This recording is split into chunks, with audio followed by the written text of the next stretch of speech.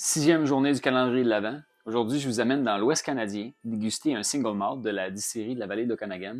C'est un whisky un peu plus difficile à se procurer parce que, un peu comme la loterie de la SAQ, il faut participer à une loterie pour avoir le droit d'acheter la bouteille.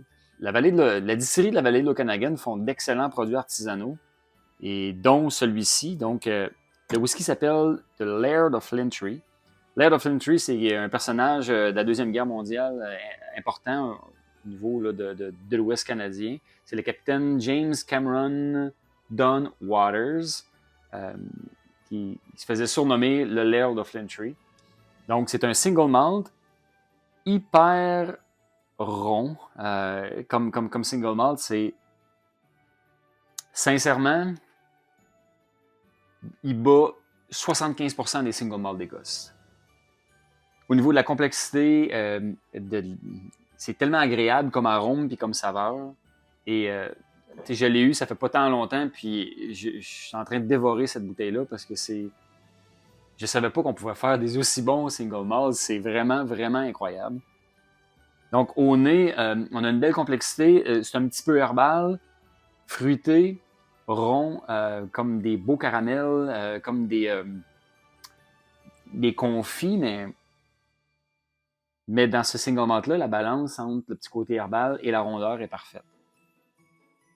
Un petit côté amande aussi qui est super intéressant. Vraiment un coup de circuit pour la distillerie, pour ce single malt-là. C'est vraiment très bien.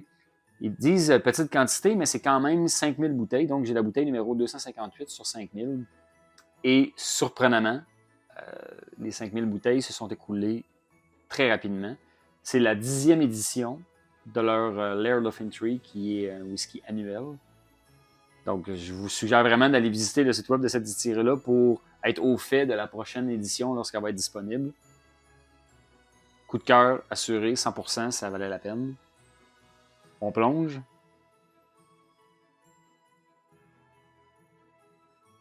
Oh wow!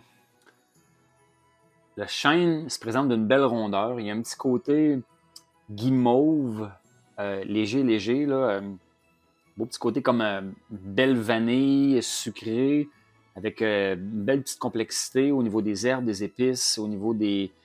Aussi un petit mini côté fruité. Tout ça se mélange super bien. Première impression, c'était vraiment comme une guimauve autour du feu. Je suis vraiment content de vous présenter ce produit-là parce que c'est un produit exceptionnel. C'est un single malt canadien. C'est des whiskies comme ça qui devraient représenter le Canada pour montrer ce qu'on est capable de faire au niveau de la production de whisky. On n'a absolument rien à envier à l'Écosse au niveau des single malt parce qu'on est capable de faire d'excellents grains.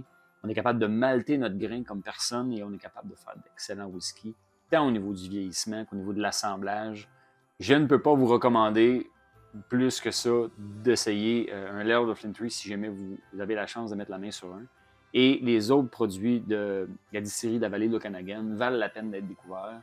C'est vraiment pas gênant. Santé. Ah, Colin, que c'est bon.